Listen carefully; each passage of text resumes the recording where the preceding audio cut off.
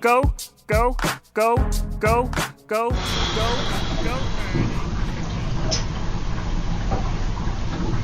Oh, konbanwa!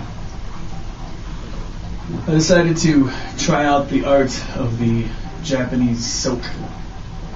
Maybe you know it as schwitzing.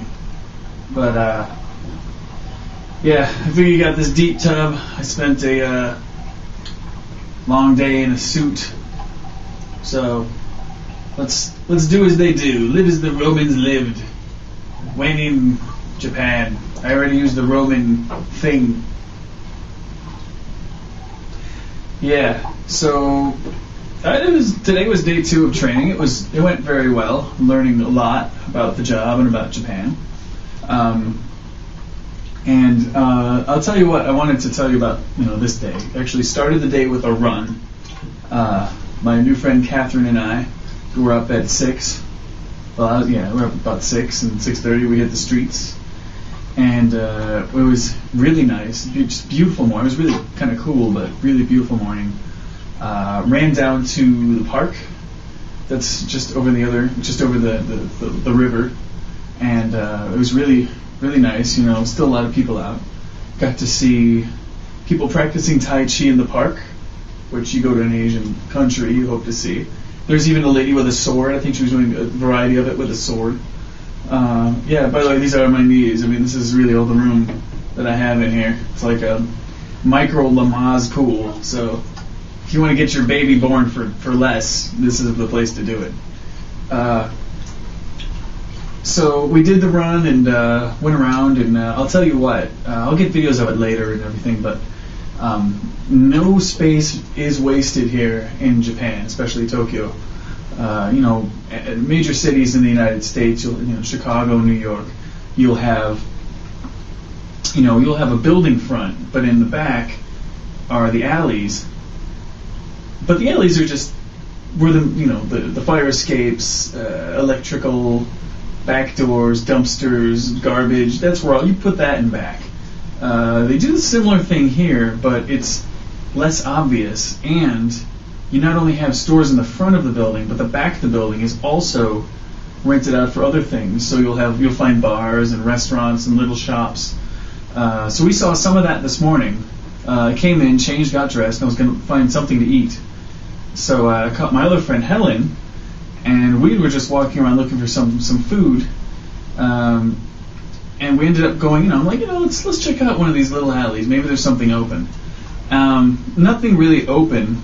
But we saw a lot of more interesting shops, so nothing wasted here, Well, one of the first places we went to look for something to eat was Mr. Donut, Mr. Donato. So, not as good as any of the donut shops in the States, but, it is what it is, I guess. We went in there and the first thing I did, I walked up to the door, and most doors are automatic. But it's not like in the States where they're still too slow for me and my long legs, but they'll open.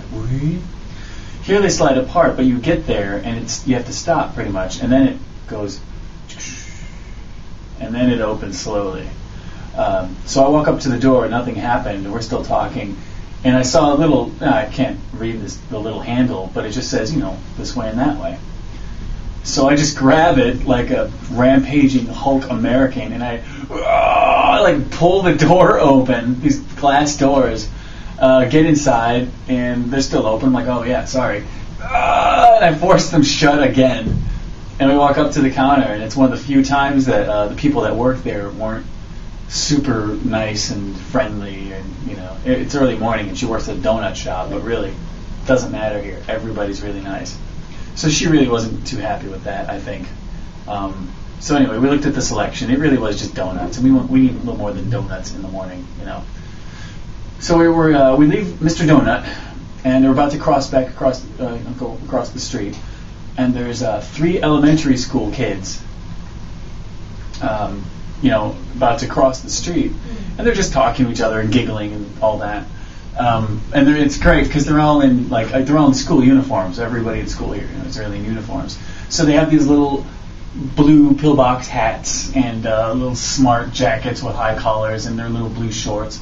and like very square black leather backpacks for their books. And then they stopped, and one kid was like, huh? And he saw me, and I looked at him, and I say good morning in Japanese. I said, Ohayo gozaimasu. And he was like, whoa. He did not expect that from a tall, white, gangly gaijin. A gangly gaijin. That's GG will be my new name.